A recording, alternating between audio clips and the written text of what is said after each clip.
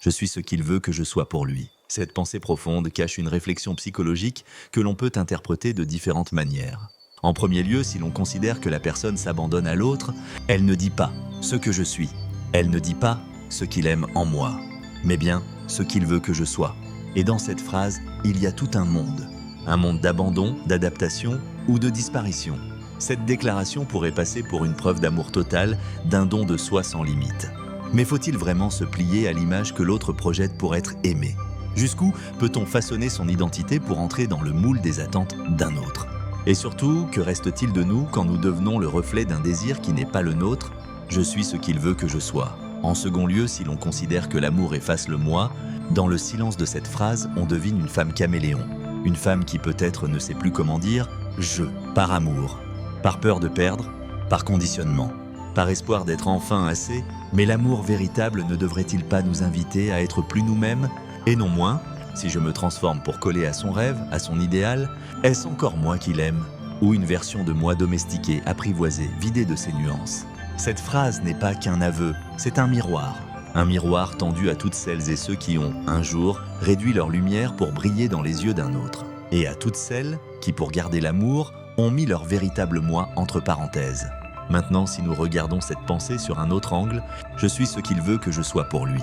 En déconstruisant l'analyse, elle pourrait vouloir dire « s'il me voit comme sa femme, alors je suis sa femme. S'il me voit comme une amie, je deviens une amie. S'il me regarde comme une amante, alors je suis l'amante. » C'est fascinant. Être capable de revêtir toutes les peaux que l'autre projette sur nous, comme si son regard avait le pouvoir de nous façonner, comme si l'amour était un rôle mouvant, toujours adapté à l'émotion de l'instant. Mais alors, est-ce là une force ou une fragilité? Peut-on vraiment aimer en étant fluide, en abandonnant toute volonté propre, ou bien est-ce une manière subtile de dire « j'existe à travers lui, je suis ce qu'il me fait être ». Ce type d'amour est magnétique, oui, mais aussi dangereux. Car un jour, s'il ne te voit plus, tu deviens qui alors? Si l'homme change d'avis, si un jour il ne veut plus, s'il ne sent plus, s'il ne rêve plus, que devient celle qui n'était que la projection de son désir? Ce genre de phrase dit quelque chose de plus profond. Elle parle d'une identité suspendue, d'un soi en attente d'être défini. Mais l'amour, le vrai, ne devrait pas nous attribuer des rôles, il devrait nous reconnaître dans ce que nous sommes déjà. Analysons maintenant cette pensée du point de vue d'une femme indépendante. Je suis ce qu'il veut que je sois pour lui, mais seulement si ça me convient. Et s'il n'y avait ni soumission, ni faiblesse. Juste une vérité calme, droite, assumée. Pas celle qui se plie pour exister, mais celle qui choisit ce qu'elle reflète.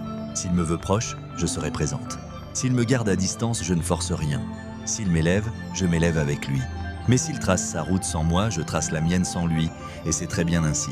Elle n'attend pas d'être validée, elle ne court pas après une étiquette, une place, une promesse. Elle dit en réalité, ce que je suis pour lui dépend de ce que lui-même est prêt à vivre avec moi. Je ne me donne pas plus qu'il ne donne. Je ne mendie pas l'amour. Je ne le force pas. C'est un rapport d'équilibre, pas de sacrifice. Une lucidité affective qui dit « je ne suis pas une dépendante affective. Je suis une femme consciente. » Et peut-être que c'est ça aimer aujourd'hui. Non pas se perdre en l'autre, mais avancer côte à côte, en laissant les routes se rejoindre naturellement ou se séparer avec dignité. Elle n'est pas ce qu'il veut qu'elle soit. De préférence, elle est ce qu'elle choisit de devenir en réponse à ceux qu'il lui propose. Merci d'avoir écouté notre rubrique Chronicle.